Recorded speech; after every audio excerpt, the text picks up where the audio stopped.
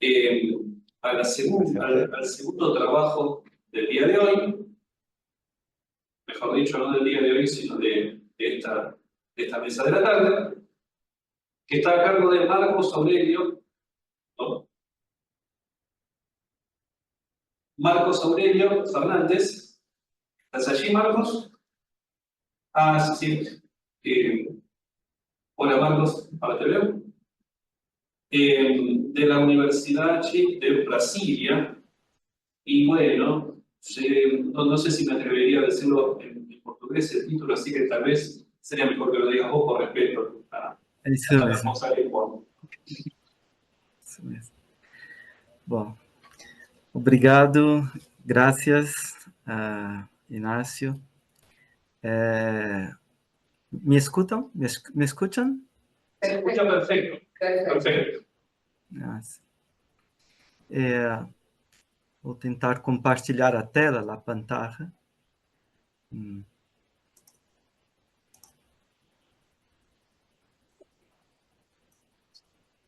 Não sei se consigo. Parece que não. Esa es la teclita verde que debería verse del centro a la derecha, compartir pantalla. Direita. Sim. Izquierda, perdón, izquierda. Pero es muy visual porque es gabinete verde. Momento.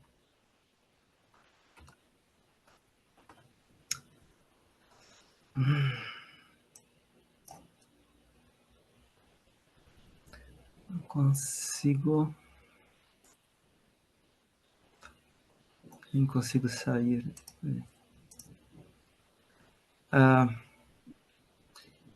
Vamos fazer o seguinte, eu vou entrar novamente, tudo bem?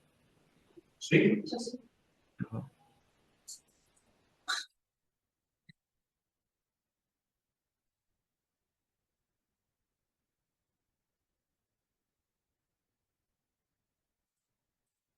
Sí, cuando se ve.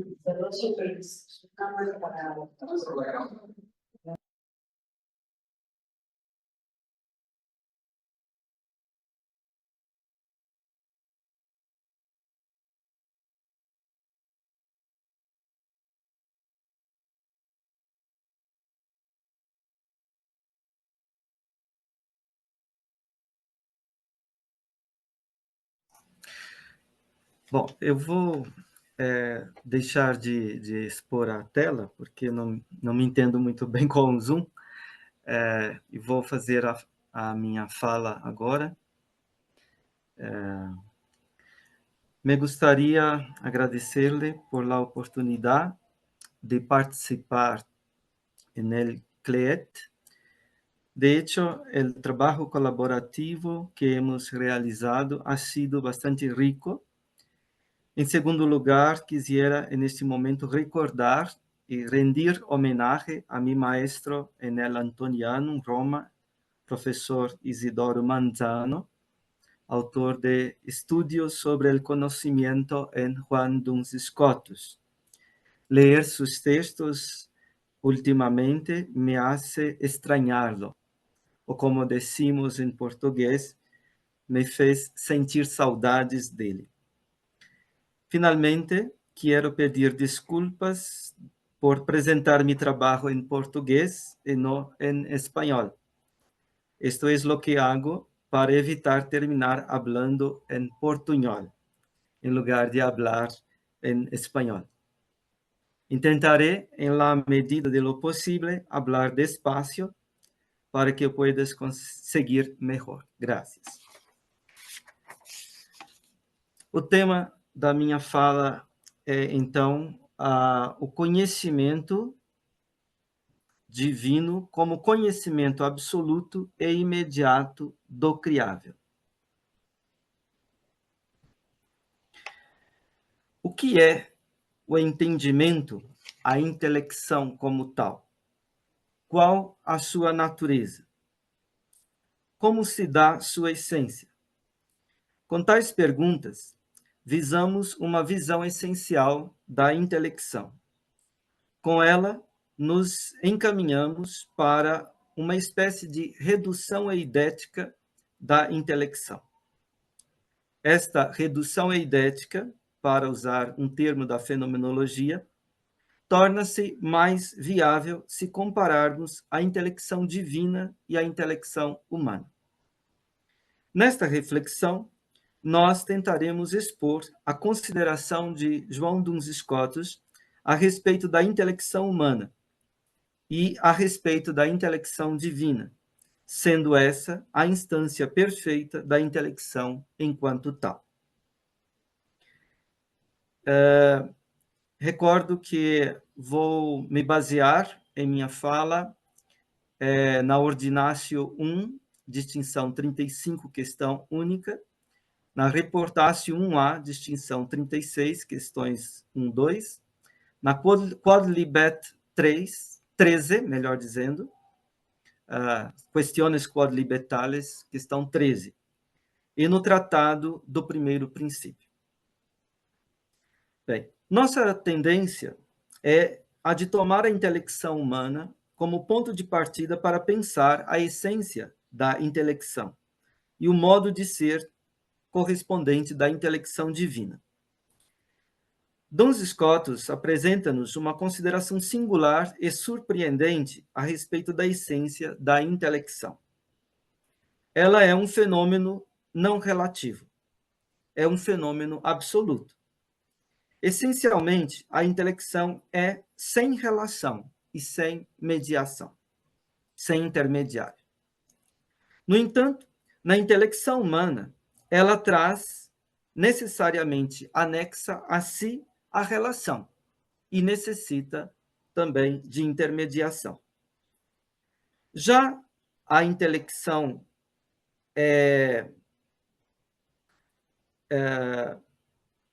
na intelecção humana, a relação na intelecção divina, a relação é não necessária e é derivada, não originária, segundo entendemos.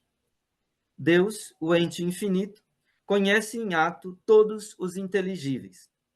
Conhece-os originariamente sem relação e sem a mediação de ideias. Ideias divinas que implicam em relação não constituem um elemento essencial, nem necessário, nem originário do conhecimento que Deus tem ab eterno do criável. Vou passar agora para o primeiro momento da minha fala. Se intitula Ontologia da Intelecção a partir de uma fenomenologia da intelecção humana. Uma ontologia da intelecção prescinde da dimensão psicológica da intelecção humana, ou seja, de uma consideração da intelecção humana, enquanto esta é uma afecção da alma, uma modificação psíquica. Para nosso interesse, não vem aqui ao caso a formação do conceito, que é explicada como ato de abstração do intelecto agente e produção de uma qualidade real na mente, a espécie inteligível, a qual representa uma coisa extramental. Esta formação do conceito é, ordinariamente, uma disposição necessária para a intelecção, mas não é suficiente. É necessário ainda o ato de inteligir propriamente dito, produzido pelo intelecto. Que para nós vem ao caso é esse ato de inteligir propriamente dito. Interessa-nos a dimensão ontológica, o ser em si da intelecção. No ser humano, a intelecção é, para Scotus, uma qualidade absoluta. É uma qualidade que aperfeiçoa o sujeito que conhece. É uma operação que o sujeito realiza. No entanto, a intelecção é essencialmente absoluta, não é essencialmente relativa. É uma operação, mas não é uma ação ou uma paixão. Ações e paixões pertencem ao motus, ao movimento. Implicam mudança. A ação é a transmutação de outro enquanto outro. A paixão é a transmutação feita por outro enquanto outro. A transmutação, tanto ativa quanto passiva, leva necessariamente a um termo que recebe o ser por essa transmutação. Neste caso, há um termo que recebe o ser pela ação ou pela paixão.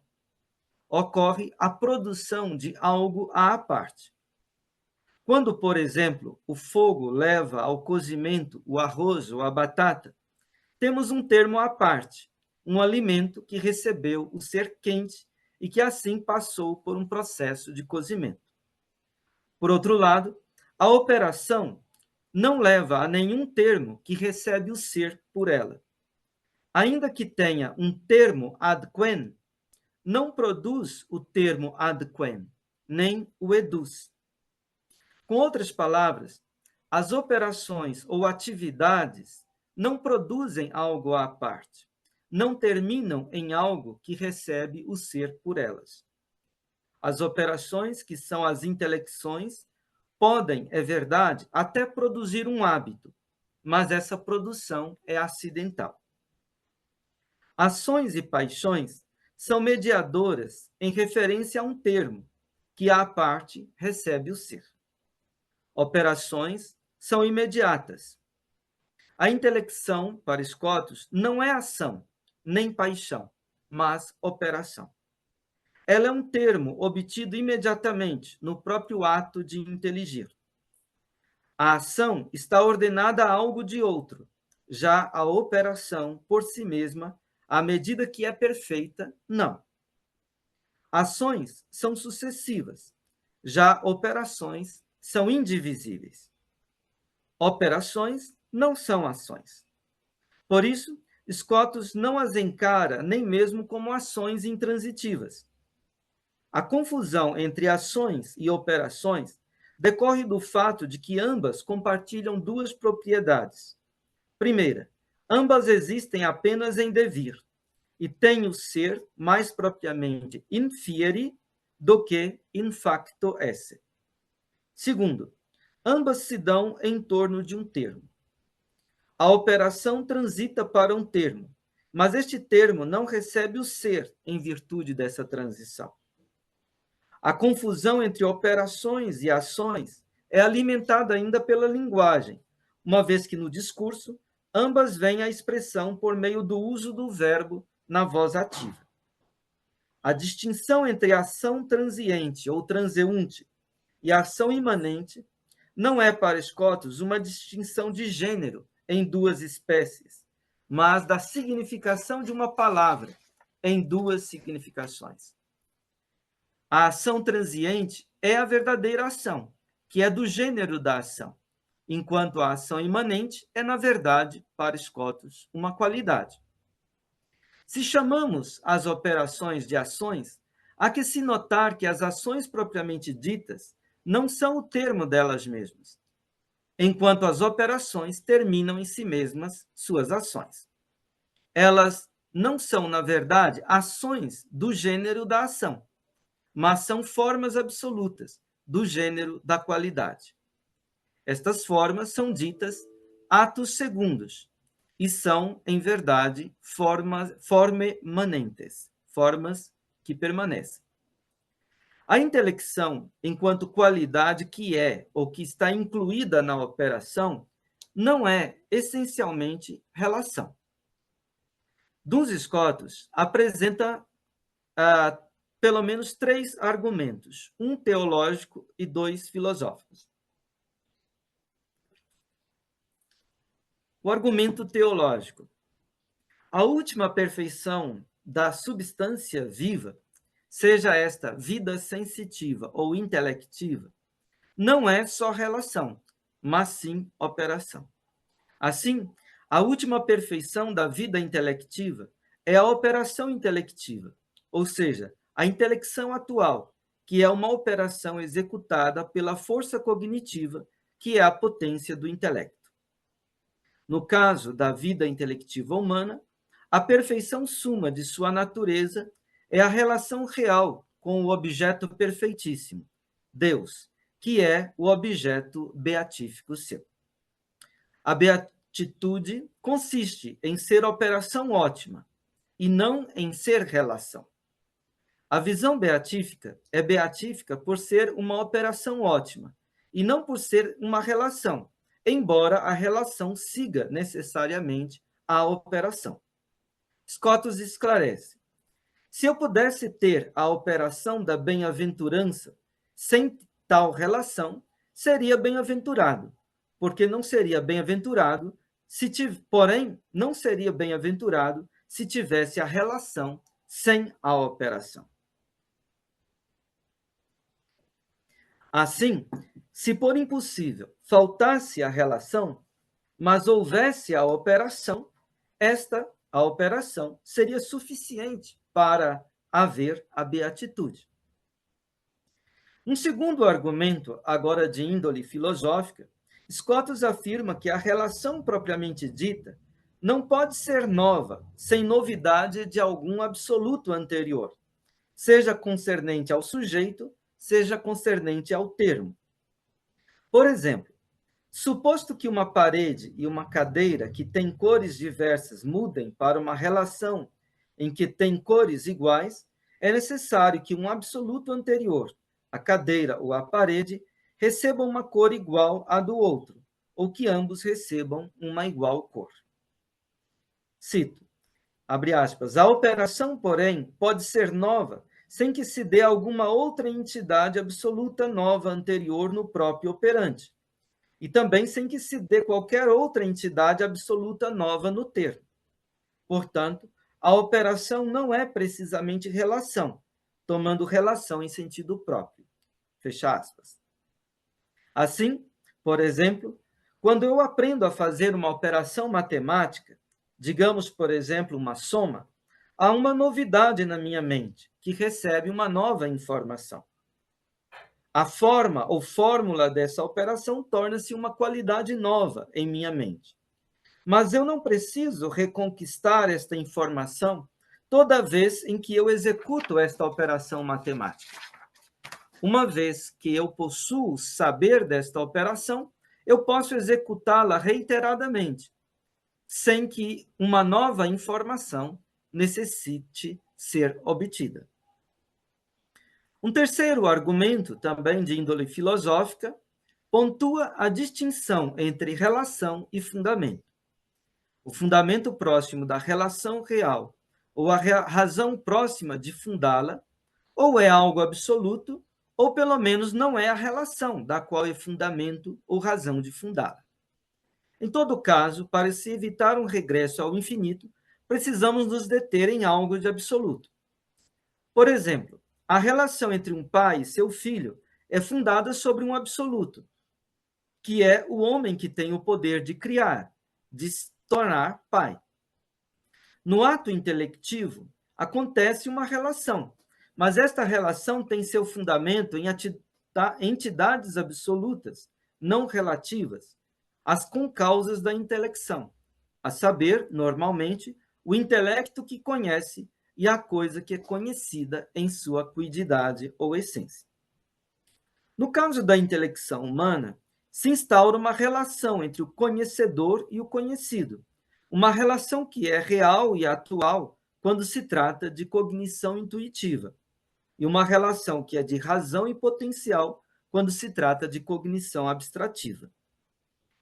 A relação acompanha ou segue a cognição intelectiva, mas não a constitui essencialmente.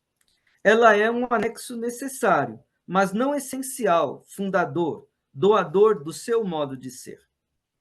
A intelecção instaura a relação. Não é a relação que constitui a intelecção, mas é a operação da intelecção que deixa e faz acontecer a relação. Em jogo está aqui uma relação que concerne ao terceiro modo dos relativos, apontados por Aristóteles. O primeiro modo é o da relação entre quantidades. O segundo modo é o da relação fundada na ação e paixão. Também se inclui neste modo a relação de causa e efeito. Ambos os modos implicam em mutualidade. No terceiro modo, trata-se de uma relação não mútua. Em jogo está uma relação semelhante à relação que se dá entre o medido e a medida. Isto é, o mensurado e o que mensura.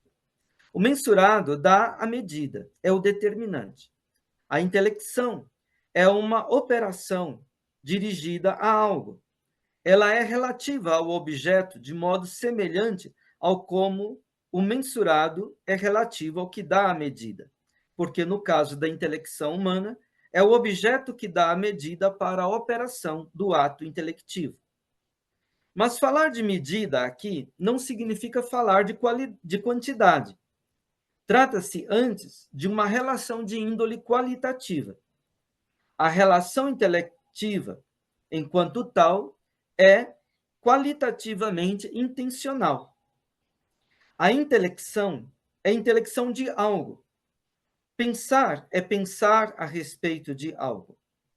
A relação intencional é, por assim dizer, transcendental. É uma relação que é de índole diferente das relações que propriamente pertencem ao gênero das relações. A relação intencional que é instaurada na intelecção é constitutiva do sujeito que conhece, o qual é, enquanto tal, por princípio, aberto a inteligir o que quer que seja, todo o ente. A relação intencional é uma nota da intelecção, que, enquanto forma absoluta, transcendentalmente a põe. Não se trata de uma relação extrínseca, mas sim de uma relação intrínseca. A relação intencional com o objeto é diversa da relação de causa-efeito, onde o objeto é uma concausa da intelecção, enquanto é motivo ou causativo da intelecção. Na relação intencional, que não é ab objecto, mas ad objectum, o objeto é aquilo a que se dirige a intelecção, enquanto aquilo acerca do qual ela versa e que a termina. O objeto pode ser causa eficiente de uma intelecção, e normalmente é, enquanto uma concausa. Mas, neste caso, trata-se de real e ôntica, de uma causa real e ôntica, envolvida na dimensão psicológica da intelecção. Esta relação pertence ao segundo modo dos relativos. Mas, no caso da relação intencional, que se instaura com a operação intelectiva, o objeto é termo da relação. E essa relação é não mútua. Ao se conhecer e pensar um objeto, este não muda. Ao contrário, pertence ao pensamento deixar ser aquilo que ele pensa e conhece, deixá-lo intacto. O objeto é terminante para a intelecção. A intelecção tem para com o objeto que a termina uma relação intencional cognoscitiva intrínseca. Ela está vertida transcendentalmente para o objeto. Se a intelecção não é ação ou paixão, e nem é essencialmente relação, perguntamos: a qual das categorias pertence a intelecção? Qual seria o gênero das categorias ao qual atribuir a intelecção? Já indicamos a qualidade. Entretanto, que tipo de qualidade? Já vimos que a intelecção é uma qualidade que é uma ou que está incluída numa operação. Trata-se de uma qualidade mental real. Em sendo atuada, a intelecção existe realmente em minha mente, não importa sobre o que ela versa. Ela parece concernir a primeira espécie de qualidade apontada por Aristóteles, que inclui as disposições e os hábitos. É mais afim às disposições, caracterizando-se mais como infiere do que in facto esse, mais como algo fugidio, fugaz, do que como algo permanente. À medida, porém, que o ato intelectivo é repetido, gera-se um hábito, e do hábito faz-se a ciência. Essa é a primeira parte, que eu concluo. Passo para a segunda parte da minha fala, que intitulo de Ontologia da Intelecção, desde uma consideração metafísico-teológica da intelecção divina. Como se encontra, porém, a intelecção no tocante ao intelecto divino. Ao pensarmos o feitio da intelecção divina, nós partimos de certos pressupostos. Vou enunciar estes pressupostos. Primeiro, que Deus existe como um ente infinito que possui um tríplice primado de eficiência, eminência e fim, e que, por conseguinte, é anterior a e independente de todo ente diverso dele mesmo. Segundo, que a natureza divina é simples. Terceiro, que tudo que é intrínseco a essa suma natureza o é sumamente. Quarto, que toda perfeição simples e em sumo grau é necessariamente inerente à sua natureza. E quinto, que Deus é inteligente e dotado de vontade.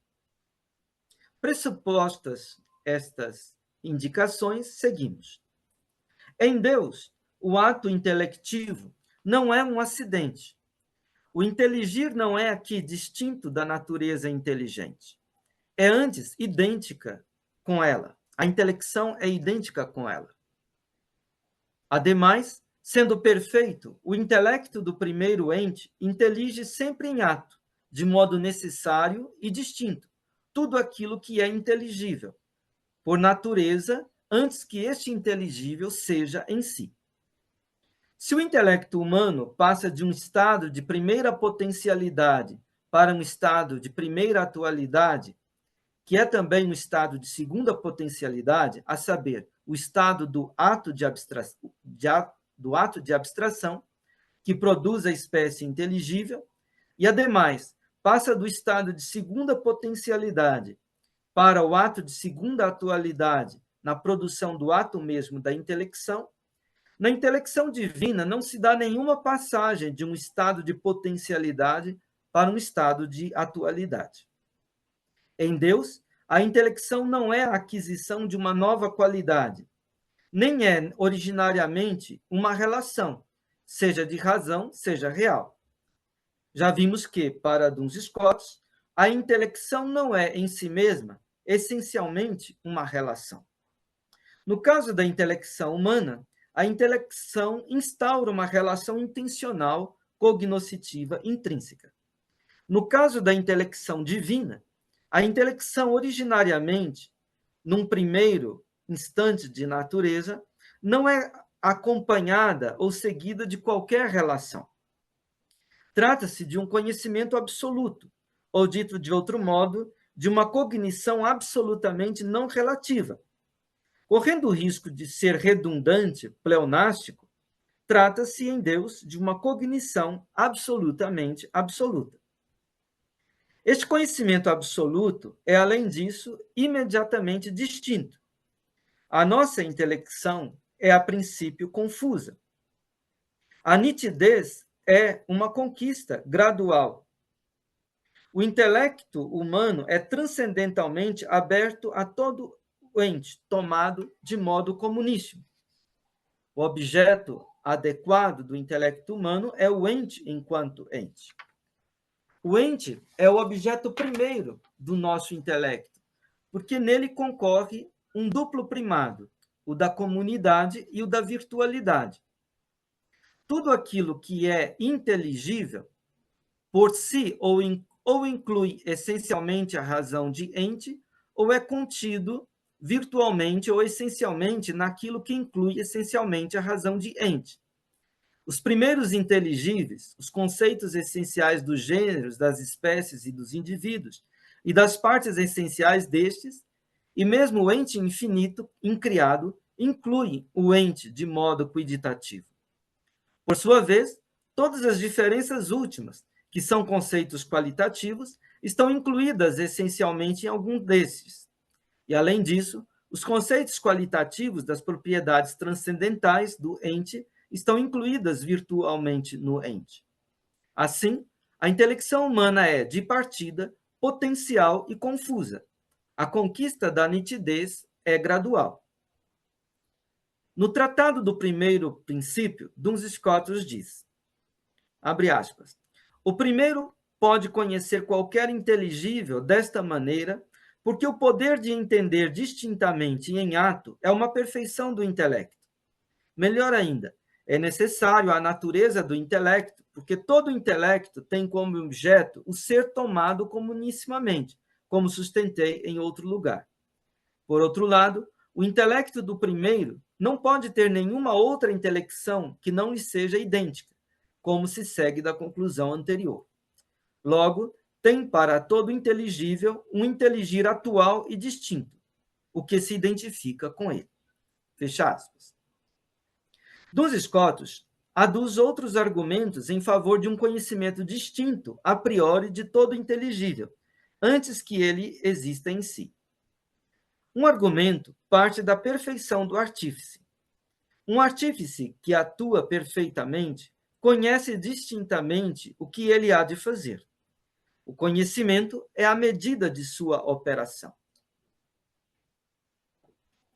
Vimos que na intelecção humana, o objeto é o que dá a medida, e a força cognitiva ou ato é o que é medido.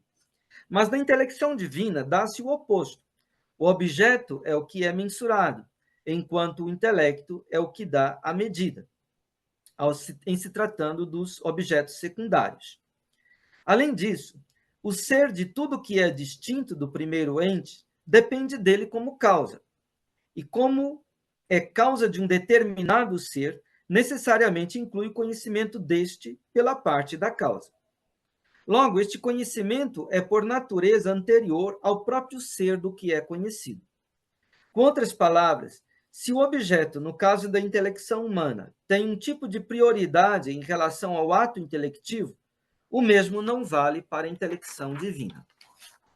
Assim, Deus intelige em ato e distintamente, de modo simples, uno, sem qualquer relação e sem qualquer mediação, todo o inteligível.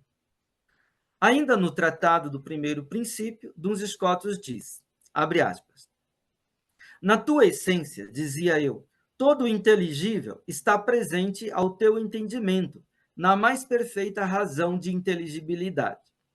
Tu és, portanto, verdade inteligível preclaríssima, verdade infalível, e compreendes de modo certo toda a verdade inteligível.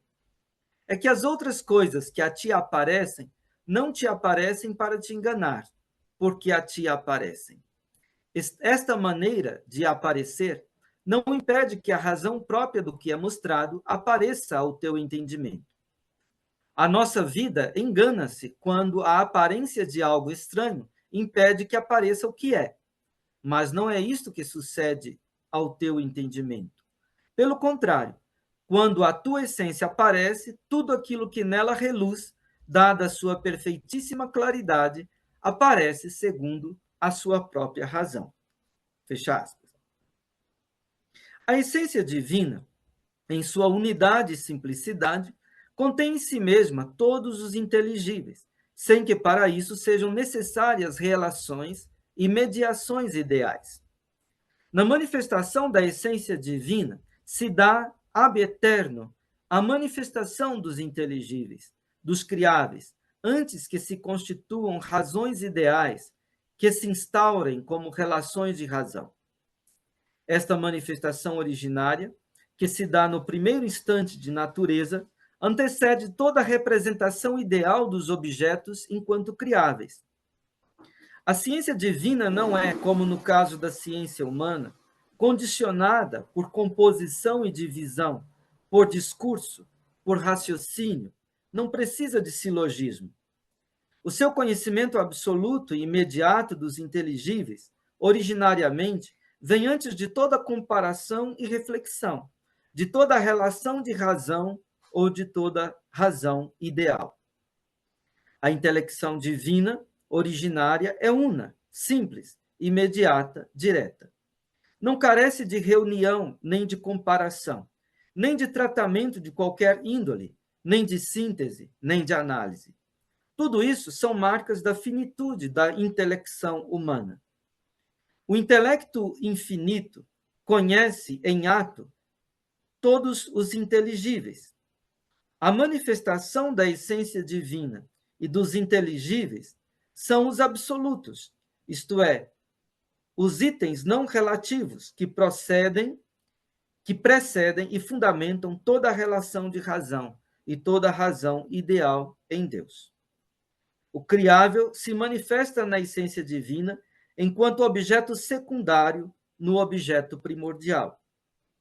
Lembremos que o objeto adequado da intelecção divina é sua própria essência.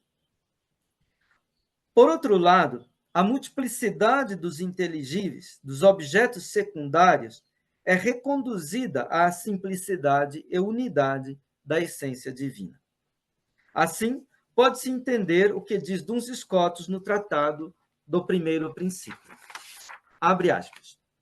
Para levar a cabo o meu intento, não há necessidade de me alongar acerca da tua verdade e das tuas ideias. Já se disse muito acerca das ideias, mas mesmo que nunca tivesse dito nada, ou que nem sequer se tivessem mencionado as ideias, nem por isso se saberia menos da tua perfeição. E é assim porque a tua essência é a razão perfeita de conhecer de tudo que é cognoscível, sob qualquer razão de cognoscibilidade. Chame-lhe ideia quem quiser. Aqui não pretendo deter-me a discutir um termo grego e platônico. Fecha aspas. Seguindo.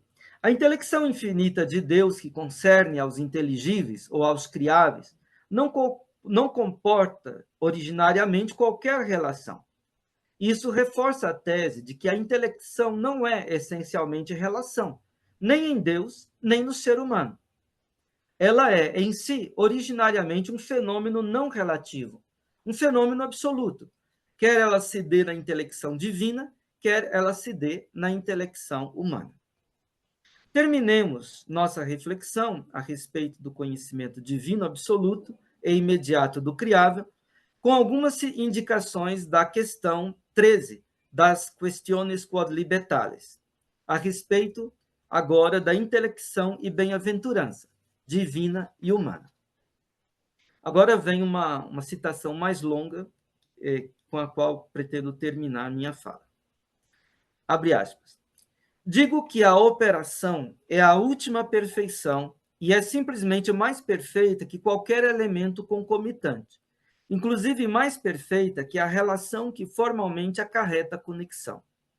Porque se eu pudesse ter a operação da bem-aventurança sem tal relação, seria bem-aventurado, porém não seria bem-aventurado se tivesse relação sem operação. Isso se torna patente no que diz respeito à bem-aventurança de Deus, que consiste formalmente na operação, segundo as palavras do filósofo na Metafísica, livro 12º, onde, falando de Deus, ele diz: se não intelige, o que há de insigne e invenerável nele? Mas se comporta como se estivesse dormindo, ou se intelige e não é o que é sua inteligência, a saber, intelecção atual, não é certamente a substância ótima. E prova a consequência, pois o ser honrável ele o tem pelo inteligir. E, no entanto, a sua bem-aventurança não requer relação de razão entre a operação e o objeto, porque ainda que pudesse seu intelecto comparar seu ato com o objeto, apesar disto, esta comparação ou relação de razão não está incluída na operação mesma, cuja operação, segundo si mesma, é beatífica. Pois não parece mais razoável que Deus seja formalmente bem-aventurado por uma operação que inclua relação de razão, que a bem-aventurança do anjo inclua alguma relação de tal feitio. Sem dúvida, a bem-aventurança criada requer necessariamente relação com o objeto, porém relação real. E isso porque não pode ter maior unidade com o objeto que a unidade da relação. Porém, a operação de Deus tem para com o objeto verdadeira unidade e identidade. E por isso, ali não se requer relação nenhuma, porque ela, só e absoluta, seja plenamente beatífica. Para que ela, só e absoluta, seja plenamente beatífica. Nisso se torna patente uma excelência da bem-aventurança divina sobre a criada, porque aquela, enquanto absoluta, é plenamente o seu último bem. A bem-aventurança criada não é o último bem, a não ser com uma relação anexa. Fecha aspas. Termino. Assim, ainda que a relação não seja da essência da intelecção, nem divina nem humana, na intelecção divina ela pode acontecer, mas originariamente não necessita acontecer. Já na intelecção humana, ela necessita acontecer. Concluindo, na consideração de Duns Scotus, a intelecção é essencialmente um fenômeno absoluto. Entretanto, se na intelecção divina esse absoluto pode fundar a relação ideal, sem originariamente o fazer, na intelecção humana, esse absoluto necessita fundar tal relação. É a diferença entre o infinito e finito repercutindo na consideração de Duns Scotus a respeito da intelecção. O infinito é o que ele é a partir de si mesmo e encontra sua bem-aventurança em si mesmo. Já o finito carece de outro para ser o que ele é e para ser bem-aventurado. Termino aqui. Muito obrigado pela atenção de vocês e também pela paciência da escuta. Bueno, muchas gracias Marcos. Y abrimos entonces el momento para las preguntas.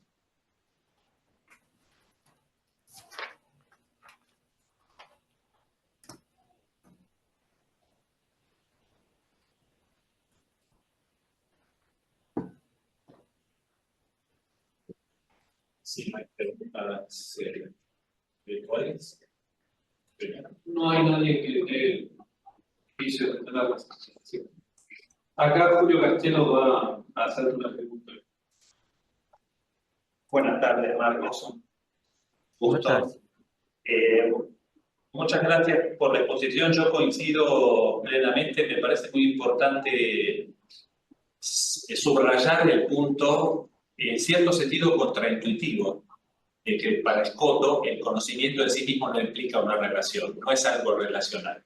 Lo cual no quita que no pueda tener una relación, y por lo tanto es importante entender que si hay alguna relación, debe ser por algo que se añade a ese fenómeno. Ese es un punto importante para mi exposición de mañana. Yo estuve anotando todos los puntos, digamos, que van a estar retomados en Quería hacerte una pequeña pregunta, me pareció muy interesante tu reconstrucción de la Códice 13, un texto complejo sobre las relaciones, y hay un momento en que vos entiendo que denominas como relación intencional a la relación de lo metido a la medida, pero en un momento te referís, primero la clasificás como una relación trascendental, porque entiendo no sería la relación entendida como una categoría, pero decís una relación intrínseca. Quería saber si podés precisar por qué intrínseca y no extrínseca. Certo, muito obrigado, professor Julio. Bem, a caracterização dessa relação intencional como transcendental no sentido de que o intelecto humano está, por assim dizer, já sempre, a priori, por natureza, aberto a todo o ente, na medida em que o objeto adequado, primeiro adequado do intelecto é o ente enquanto ente. Então, não se trata de uma relação que se instaura, digamos assim, a posteriori, né? De uma relação, digamos assim, ocasional, né? Que pode ou pode não se dar. Mas é uma relação que já está sempre, de alguma maneira, se dando na medida em que o intelecto atua, está em ato, não é? digamos assim, em potência, sempre pode acontecer esta relação, né? Então, é neste sentido que estou caracterizando esta relação como transcendental, né? O professor Manzano também usa esse adjetivo, que a fenomenologia usa bastante, né? E aqui eu estou, nesse ponto, seguindo-o também. Essa é uma relação intrínseca, né? Porque, digamos assim, a relação entre o intelecto e aquilo que entre o intelecto e seu objeto, aquilo que o seu pensar e aquilo que é pensado, ela também é uma relação que não se instaura de fora, digamos assim, né? A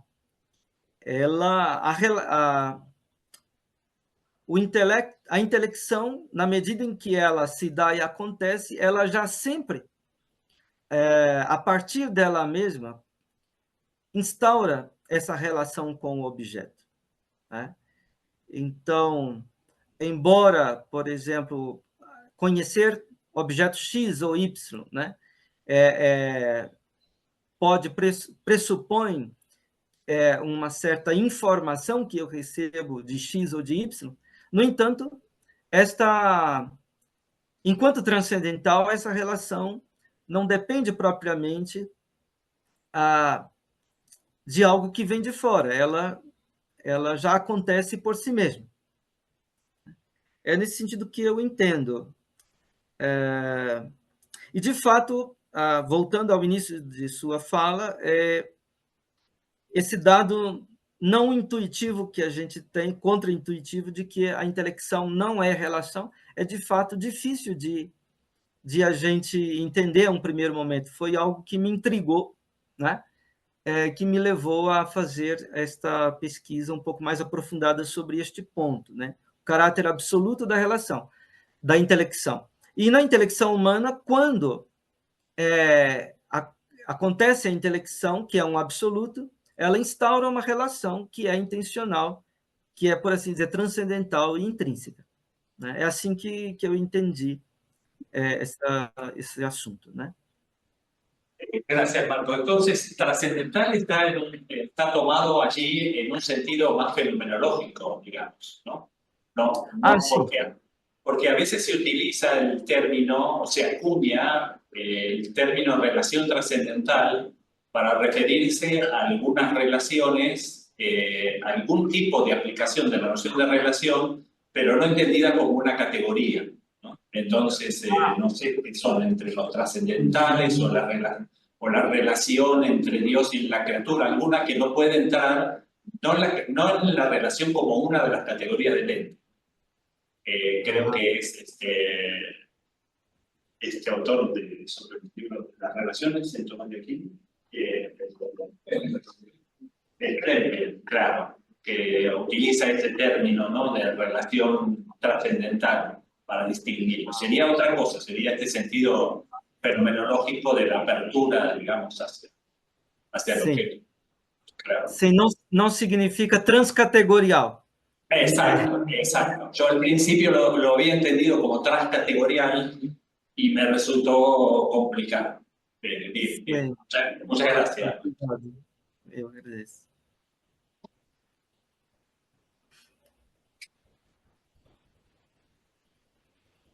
Bueno, ¿alguien más para hacer una pregunta en la web?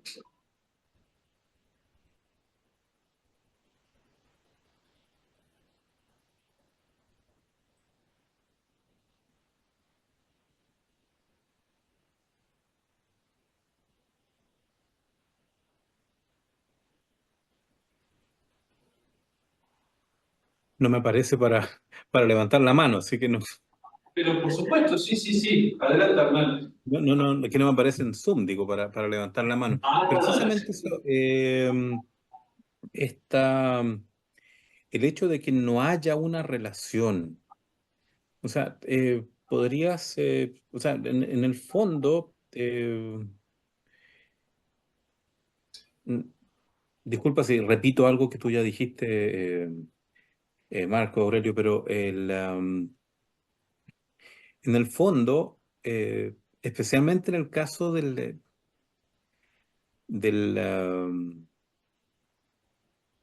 del intelecto divino, donde, bueno, ahí tenemos una relación entre el intelecto y cosas, ¿no? O sea, Mm. pensemos solamente, si dejemos de lado las criaturas, ¿no? Porque, como dije antes para Escoto, ahí no es solamente el intelecto que actúa, sino que también está la voluntad. Digamos, la voluntad acepta que, o está conforme con que una de las dos posibilidades tenga lugar, entonces esa posibilidad es real. Pero ahí, en cierta medida, pero si nos quedamos solamente con las relaciones que hay dentro de al interior de la esencia divina. O Ujú. sea, Escoto tiene que, como dicen los italianos, tiene que empezar a rampicarse sul specchi, ¿no? O sea, tiene que empezar ahí a buscar manera de explicar algo que es muy difícil, como tú dices, de, de dar a entender, en el fondo, que no hay una separación, no son cosas distintas, digamos, el intelecto o la sabiduría o la justicia de la esencia divina, pero aún así la esencia divina no es realmente idéntica con ellos, pero tampoco hay una relación no hay una relación de razón. En otras palabras, no es que el intelecto divino esté eh, imaginando o más bien disponiendo esta sabiduría. Solo después de que Dios lo piensa es así, porque ahí hay una dependencia, que en el caso de las criaturas no es bueno, o sea, eh, algo que solamente existe porque yo lo pienso, ¿no? Si yo dejo de existir, bueno, ya dejó de existir esa cosa, ¿no? Es lo que pasa con los sueños. En la medida en que estoy soñando, bueno, hay esas conexiones, esas imágenes, esas historias incluso que pueden ocurrir, están ocurriendo en la mente de alguien, pero esta persona despierta y se acabó, ¿no? Eh, pero en la mente divina precisamente está si en las criaturas tenemos eh, tiene que haber dos cosas, tiene que haber un fundamento de esa relación y por lo tanto ahí es necesario tener dos cosas, ¿no? O sea, yo no puedo tener una relación con mi perro si es que no hay un perro, ¿no? No puedo tener un perro imaginario. Bueno, incluso si es un perro imaginario, o todas estas relaciones que uno puede tener con las personas por internet, ¿no? Eh, con con los influencers y todo eso. Hay algo, ¿no? Y la gente reacciona como si efectivamente conociera a esas personas cuando nunca se han encontrado y lo único que ven son videos, ¿no? Pero en el caso de la mente divina, no es necesario que haya otro, porque todo lo pone Dios y ese es y ese funcionamiento, ¿no? O sea, el intelecto divino aparece como el origen, ¿no? La base de esto, el fundamento de esta relación. La actividad es la que va a permitir que esa base eh, produzca una idea o lo que sea, digamos, y eso que fue producido, que aunque es solamente idea, pero, aunque sea solamente la actividad del intelecto, ya es algo, ¿no? Sin que jamás haya salido del intelecto. O sea, hay una realidad ahí que, ¿cómo se llama? Que se explica, volvemos a esta actividad del intelecto que nos sale de sí mismo, que no necesita de otro. Entonces, eh, no sé si compliqué más las cosas o en cierta medida eh, te permito un poco de explicar mejor lo que pretendías decir. Gracias y perdón por los minutos que le he robado su tiempo. Imagina, tranquilo. Eu agradeço, Hernan. Vou tentar dizer como eu entendi a tua fala. Bem, voltando à questão dos instantes de natureza que nós conhecemos na Ordinácio, aqui é a tentativa de pensar aquele instante em que a intelecção ela não instaura nenhuma relação, não há nenhuma comparação, reflexão, né? Que coloca ideias, né? Ou razões ideais. É aquele instante em que